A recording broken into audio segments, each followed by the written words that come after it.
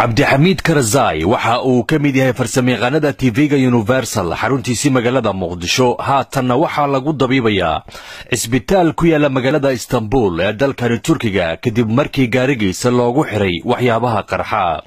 karazai haatan xaaladiisu waa ay ka roon tahay sidii hore qaraxa ayaa waxa uu ka haleelay dhabarka ilaa iyo sinta hoose qalin lagu sameeyay waxa uu haatan awoodaa inuu suuliga tago waxaana u socda dhayid habeen walba lagu sameynayo goobaha dhaawaca maxamed ba xasan iyo waliba qatro cusmaan waxa ay ka yimaadeen dalka Britain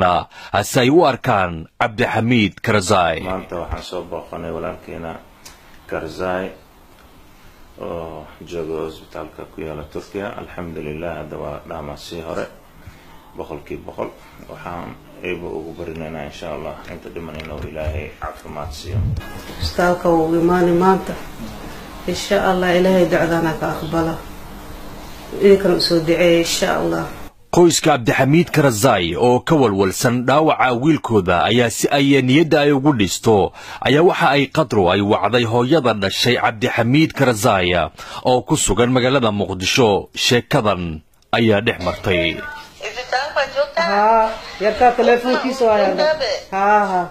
samaantaale dhibkaan loo geystaan ku dhahay ilaahay caafimaad naftiis baa iswada insha Allah ka kaca insha Allah ilaahay idinkiis insha Allah ka ummadana u soo duceeyo sadad wax ma ka bixi dad wax ma aqbalayaa u geysani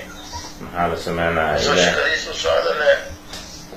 ilaahay ka kicin inta dhiman ilaahay u dhameystiro insha Allah caafimaad taam ilaahay u tuugana insha Allah karazai ma ahayn wariye war sheega haddana waxa uu ka mid yahay shacabka aan waxba galabsan ee la dhibaateeyo wuxuuna u mahad celiyay madaxda sare ee dalka maamulka TV-ga Universal iyo shacabka Soomaaliyeed waxaan mahad celinayaa dhammaan ummadda Soomaaliyeed inta kaalin ka geysatay dowladda Soomaaliya xafiiska ra'iisul wasaaraha iyo kan madaxweynaha iyo TV-ga Universal oo istaagtay badbaadinta si loo baxnaaniyo dhibka soo gaaray oo si galdarada ah lagu maagay alxamdulillah ilaahay waa iga bogsiyay waxaan mahad celinayaa dhammaan shacabka Soomaaliyeed oo mar walba la taagnaa dawo waxaan leeyahay sida tijaashiin anoo idin jeclahay ducadiina ilaahay waa aqbalay sida loo damacsanaa ilaahay waa iga badbaadiyay maasha Allah hadda xaaladeeda aad iyo aad ay fiican tahay shakhsiyaadkii soo booqday waxaa ka mid ahaa gudoomiyaha jaaliyadda sayid cali xasan sheekh maxamed oo ku magac dheer gacmo dheere maanta waxaan soo booqanay halkeena karazai oo dhaawac loo keenay dalka Turkiga isbitaalka Istanbul aan soo booqanay haddana safarkii imaadaan ka soo galay magaalada Istanbul soo gaaray markaan maqlay isbitaalka maanta isbitaalka toos soo aaday waxaan u mahad celinayaa dhammaan intii gacan ka geysatay ugu horeyso dowladda Soomaaliya ee wasaaraha dowladda Soomaaliya ee mudane khayre